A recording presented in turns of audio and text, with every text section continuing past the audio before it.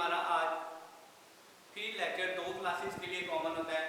जैसे कि पहले भी मैंने लास्ट क्लास में बताया था कि CIT सेकेंड ईयर के जो स्टूडेंट्स हैं उनके लिए ये लेक्चर होगा, और उसके बाद कंप्यूटर आर्किटेक्चर जो इलेक्ट्रॉनिक्स थर्ड ईयर की क्लास होगी उसके लिए ये लेक्चर होगा। मतलब दोनों के लिए कोर्स आउटलाइन के हवाले से, चूँकि दोनों के अंदर ये टॉपिक मौजूद है, इस वजह से ये दोनों क्लासेस के लिए लेक्चर रिकॉर्ड करवाया जा रहा है।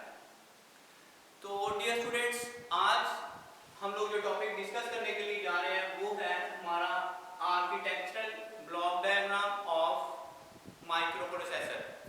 के आर्किटेक्चर के हवाले से हम जानते हैं कि आर्किटेक्चर क्या है, किसी चीज़ की बनावट को, कोई चीज़ किस तरह बनी है, डिज़ाइन किस तरह हुई है।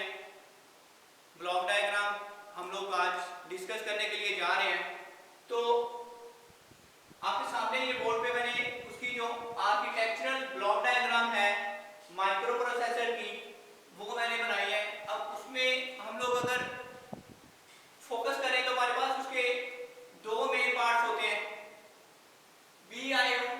BIO स्टैंड फॉर बस इंटरफेस यूनिट, और दूसरा पार्ट उसका है एग्जीक्यूशन यूनिट।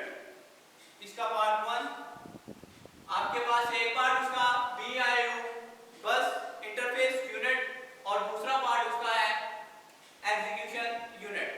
अब हम देखेंगे कि एग्जीक्यूशन यूनिट क्या होता है और उसके बाद बस इंटरफेस यूनिट क्या होता है।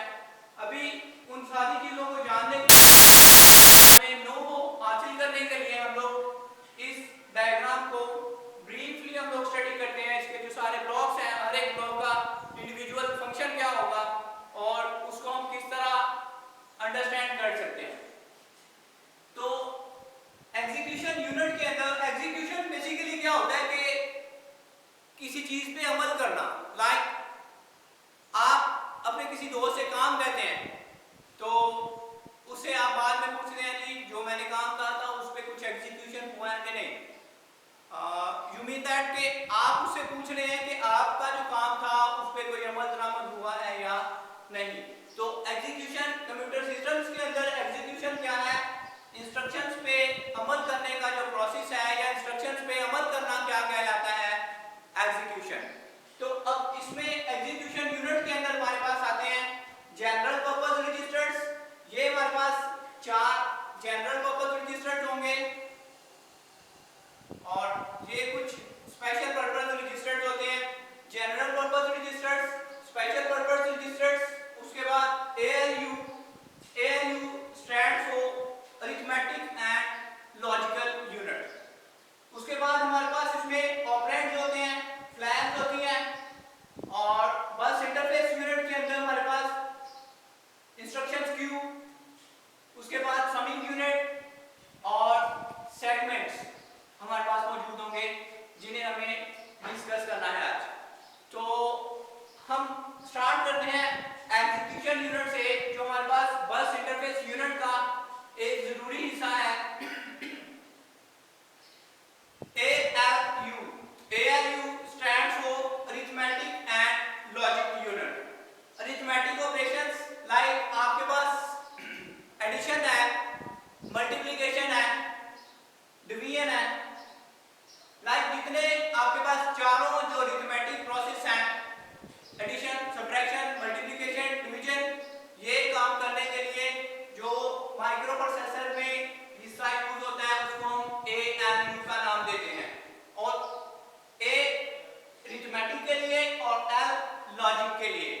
लॉजिक क्या है, हम लोग उसमें जितने भी हमारे पास लॉजिकल ऑपरेशंस हैं, लाइक एंड ऑपरेशन है, और ऑपरेशन है, नॉट ऑपरेशन है, या जितने भी लॉजिकल ऑपरेशंस हैं उसमें ये वाला जो यूनिट है उसमें काम परफॉर्म करना होता है। मतलब जितने आपके अरिथमेटिक फंक्शंस हैं या लॉजिकल ऑपरेशंस हैं उनको परफॉर्म करने के लिए माइक्रो प्रोसेसर के अंदर जो हिस्सा यूज होता है, यूनिट यूज होता है, उसको हम ALU के नाम से जानते हैं, जिसको आप अरिथमेटिक लॉजिक यूनिट भी कहते हो। अब उसके बाद है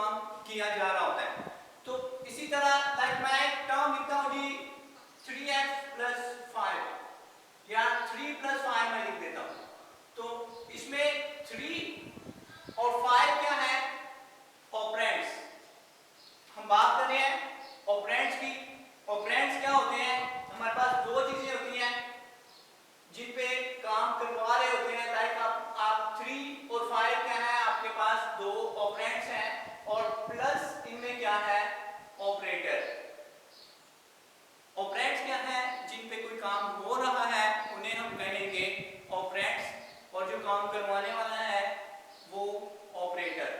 तो अब इसमें इसके अलावा हमारे पास होती हैं फ्लैग्स।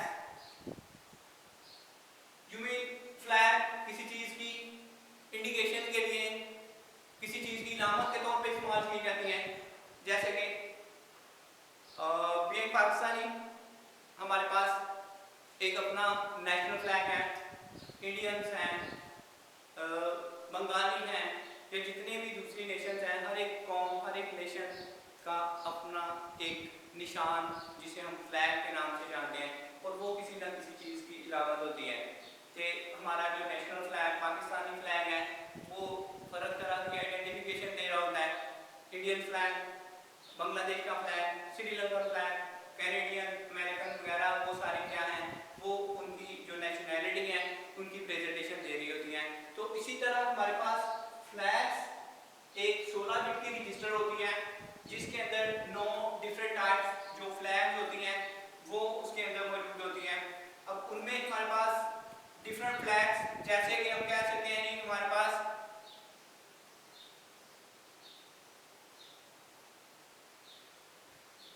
इंटरप्ट फ्लैग हो गए, डायरेक्शन फ्लैग हो गए, एक्सिलरी फ्लैग हो गई, कैरी फ्लैग हो गई, उसके बाद हमारे पास overflow, zero flag, trap flag, उसके बाद साइन फ्लैग। मतलब इनका काम हमारे पास क्या है, माइक्रो प्रोसेसर जब एग्जीक्यूशन कर रहा है तो उसके दौरान उसकी डिफरेंट हालतों को जाहिर करना। लाइक ये जो 9 डिफरेंट फ्लैग है हमारे पास, इनका काम माइक्रो प्रोसेसर की एग्जीक्यूशन के दौरान डिफरेंट हालतों को जाहिर करना है। लाइक हमारे पास जो साइन फ्लैग है इसने तब सेट होना है जब माइक्रो प्रोसेसर की एग्जीक्यूशन का रिजल्ट नेगेटिव में आ जाए।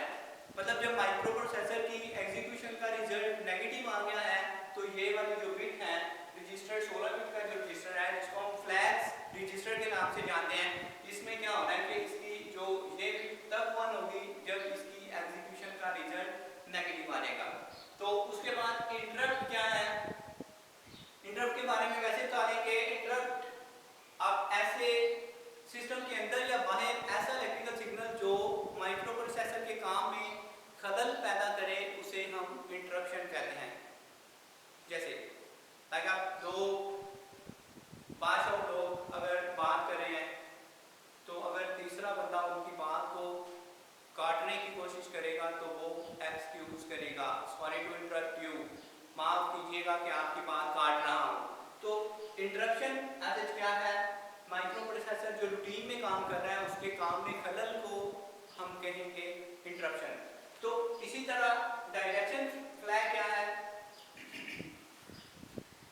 डायरेक्शन फ्लैग है जिसको माइक्रो प्रोसेसर की डायरेक्शन के वाले से, लाइक स्ट्रिंग के दौरान माइक्रो प्रोसेसर को स्ट्रिंग अगर स्ट्रिंग इंस्ट्रक्शंस के साथ इस्तेमाल किया जा रहा है तो वो उसकी लोअर LSB से MS की तरफ या MSB से LSB की तरफ अगर मूव कर रहा है तो ये वाली जो बिट है वो बताएगी कि एग्जीक्यूशन जो है वो असेंडिंग फॉर्म में हो रही है या डिसेंडिंग फॉर्म में हो रही है। उसके बाद C एक्सिलरी फ्लैग A, इसका काम क्या होगा, लाइक आप किसी नंबर को छोटे नंबर में से बड़े नंबर को माइनस करने के लिए जाते हो, जैसे हम कहते हैं बोरो करना, तो इसमें अगर तो बोरो मौजूद है देन इस ये वाली बिट एक्सिलरी वाली फ्लैग जो है वो सेट होगी, एक्टिव होगी। लेकिन अगर इसमें बोरो मौजूद नहीं है या इसमें बोरो नहीं किया हुआ तो एग्जीक्यूशन के दौरान अगर बोरो नहीं हुआ तो उसमें क्या होगी, ये बिट 0 होगी। उसके बाद क्या है कैरी फ्लैग। कैरी फ्लैग क्या है, अगर एग्जीक्यूशन के दौरान कैरी मौजूद है तो अब जैसे हम एडिशन के दौरान कैरी फ्लैग का मतलब क्या है कि अगर कैरी मौजूद है तो इसका मतलब आपका जो माइक्रो प्रोसेसर है उसके एग्जीक्यूशन के दौरान कैरी मौजूद था और वो एक एक्स्ट्रा बिट पे उसको शो किया जा रहा होता है। और ओवरफ्लो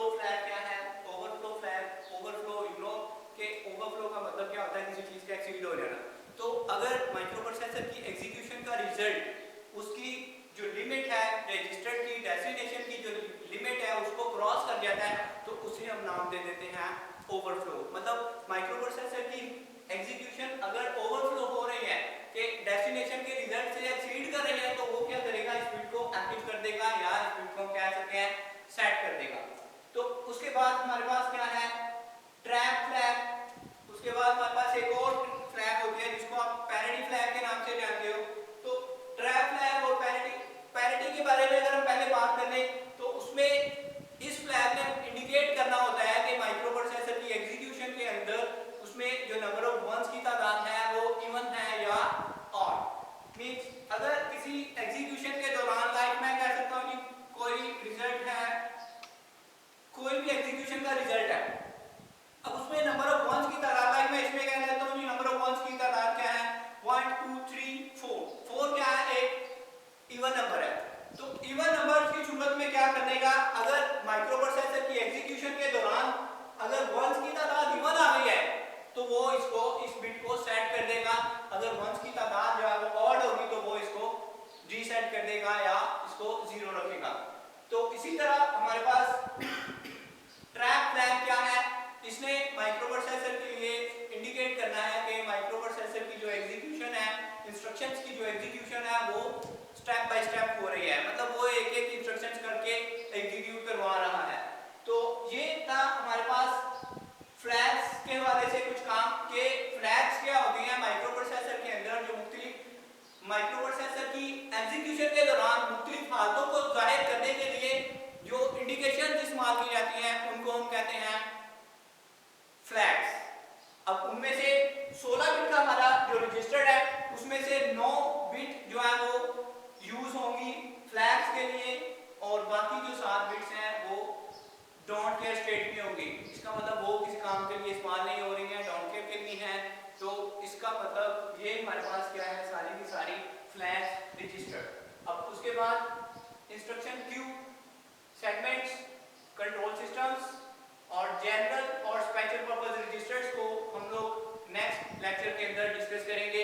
तो अभी बाकी सारी चीजें जो इसके हवाले से जो इसका जो पार्ट 2 होगा, दूसरा वाला लेक्चर होगा, उसके अंदर हम इसकी सारी चीजों को डिस्कस करेंगे।